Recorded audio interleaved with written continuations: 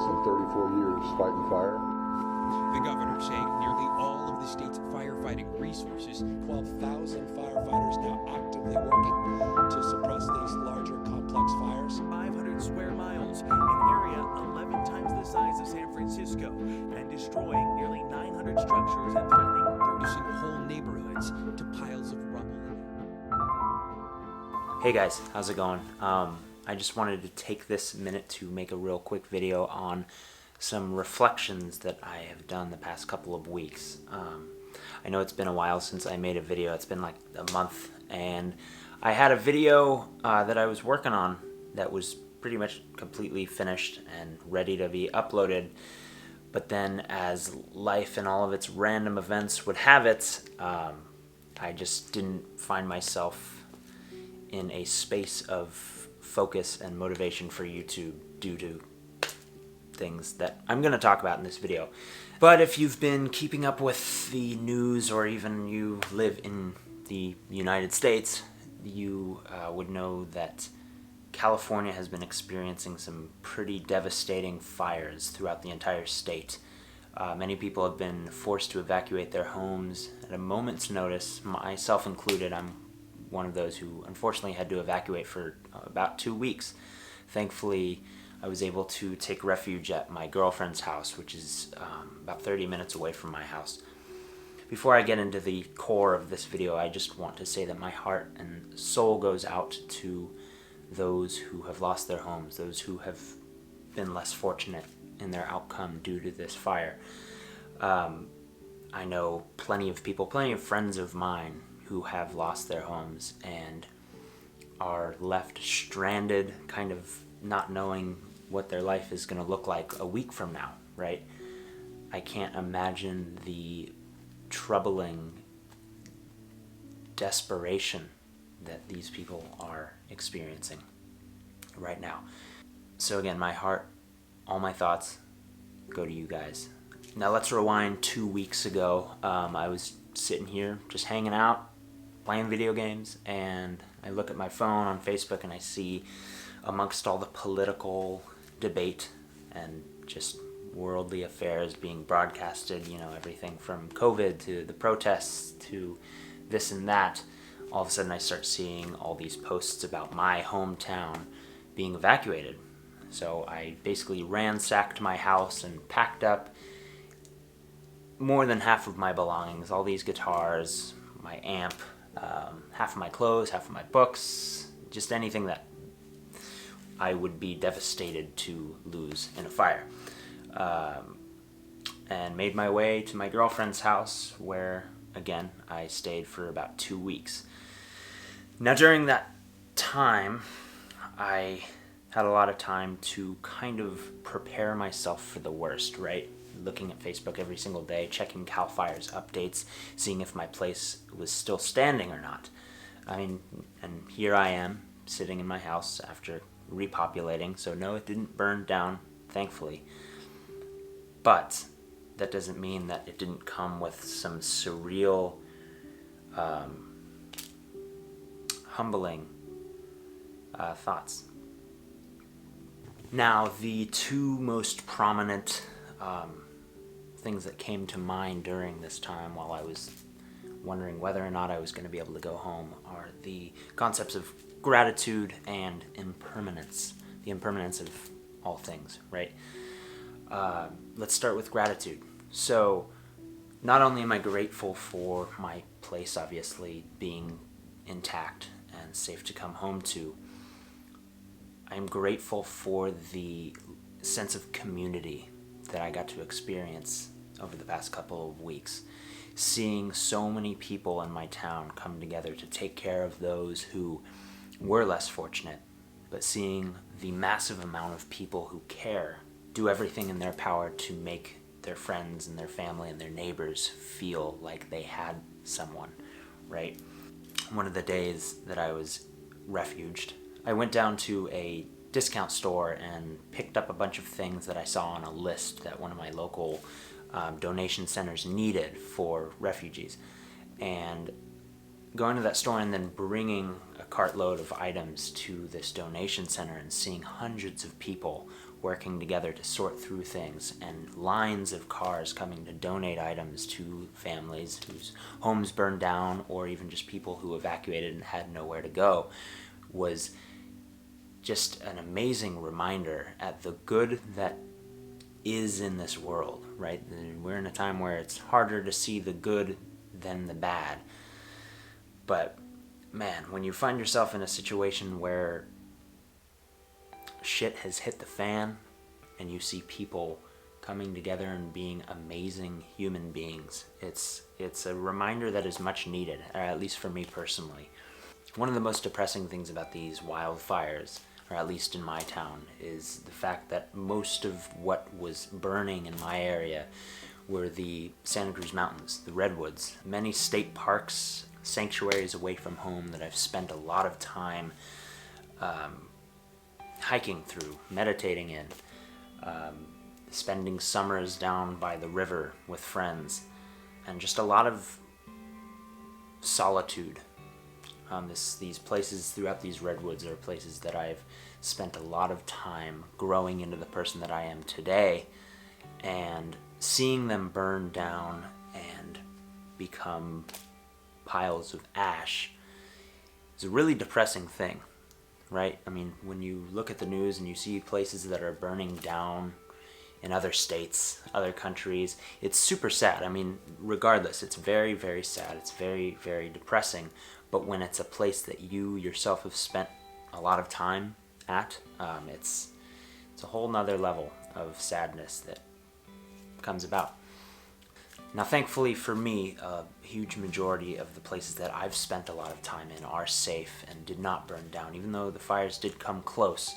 But the spaces in nature here that did burn down due to the fire, and all the memories and stories that have come from them the past decades and centuries, are now gone. But that right there is one of the things that I've been reflecting on, right? These places, these material places that have burned down, that are now gone, still our memories of them are held together, right? These memories will never go away until the day we die.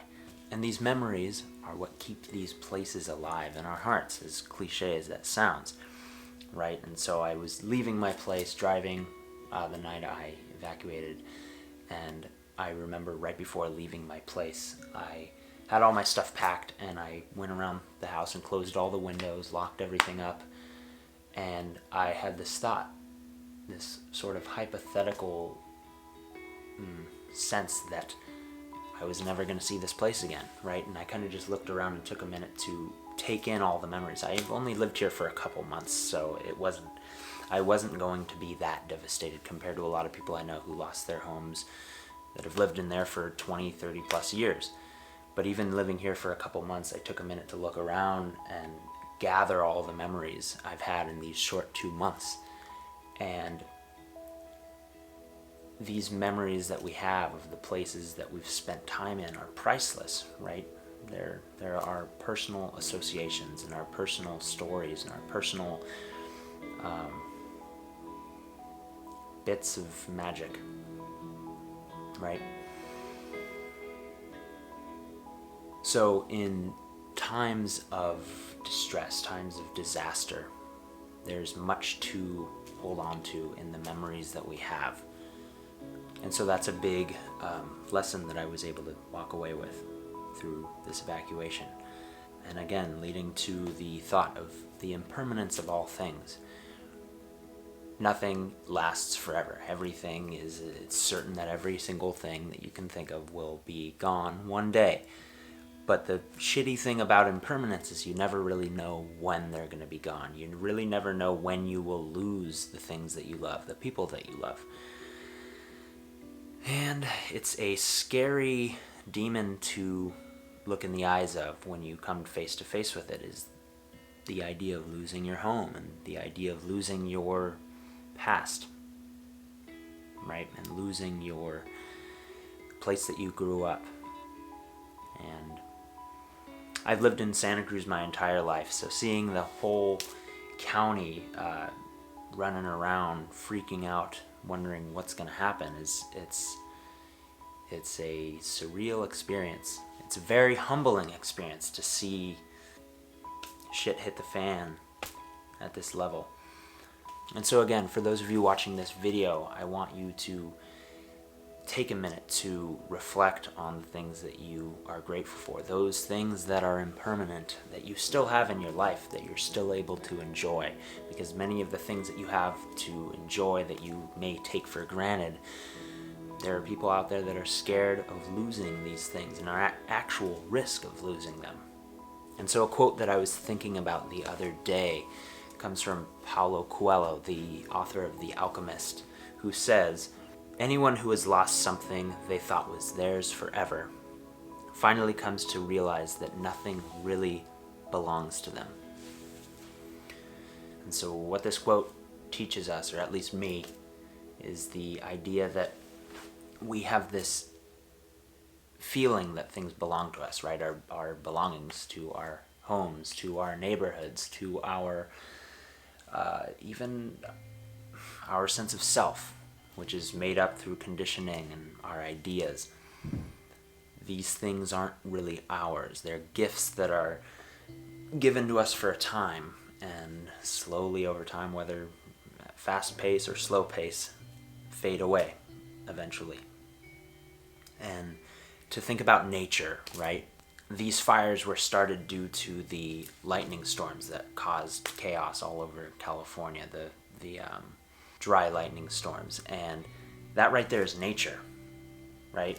It's scary nature, but they caused all these fires to erupt, and nature, this is nature doing its thing. Now, if you look into, for example, the fires that happened, I want to say 5 or 6 years ago up in Humboldt, Northern California, they were just as bad, if not worse, than the ones that are happening right now, and they burned down a lot of the Northern California redwoods. And if you look at pictures of them today, you know, everybody was devastated when those fires happened. Everybody was like, our land is gone, everything's ruined, our beautiful forests, they're gone. And 5 years later, up to now, if you look at pictures of these forests, they're greener than they have ever looked. They're beautiful, they're thriving, they are alive and well. And that is the pattern that we will see happen here too. You know, these big basin up in the farther parts of Santa Cruz Mountains, it's totally gone. It's burned down completely. And it's awful when you look at pictures of the aftermath of these flames. You know, it's just totally ravaged. It looks like a wasteland. But we have to think about long term here. What are these fires doing for these forests? You know, I don't know the science completely, but I know that ash is apparently very good for the soil. It burns up all the leaves and the brush that have been there for years, covering the soil. And so that's something to look forward to through this impermanence, is the fact that our forests are being renewed. My town specifically, and these other places in California, they're being renewed. But that doesn't mean that the experience of losing everything you own and having the carpet ripped from under you isn't very real, right? These experiences are I can't imagine. But be that as it may, these occurrences of loss, as I think of them, are huge lessons in humility and letting go, and basically surrendering to the magnificent, tragic, unfair, yet beautiful factors to life. It's kind of a little bit of a tough video to make, because I'm wanting to be as raw with you guys as possible, right? Make a video of just talking about my thoughts. I feel like I should be doing more of that instead of scripting out my feelings. So I'm trying to make sure that I don't say anything that is just too cheesy, except too late, already done, but also things that are just not appropriate for me to say. So I think that I want to leave you guys with, again, I hope that you can take a minute today to just reflect on what you're grateful for. Put yourself in the shoes of somebody who is running for their lives from a ravaging forest fire, taking down their entire neighborhood. Put yourself in the shoes of those who have experienced devastating occurrences throughout their entire life, right? In parts of the Middle East, parts of Africa, places in the world where life just isn't as fair. Going through things like this are, I believe, necessary for us to learn what it's like to live under the conditions of uncertainty. So again, other than thinking about counting your blessings, reflect on the idea of impermanence. Look at the things around you and realize that they belong to us, but in essence they can come and go, right? And sometimes there's nothing that can stop that from happening. And so to anybody out there watching this video who have been affected by these fires, or people that you know who have been affected by these fires, my thoughts go out to you. Please feel free to comment down below with just some sort of message. I'd be happy to talk. Reach out if you need anything. There are many websites that you can go to donate money, or even centers that you can donate items to families of those in need. 2020 is not even over, and it has proven to be the most hellish ordeal that any of us have ever seen. So remember your ability to be a good neighbor and show people that you care, because now is a time when there are people out there that need it more than you know. So with that being said, I hope that you guys are safe and sound wherever you're at, and that you're staying happy, healthy, and creative. And I will see you guys in my next video. Stay safe.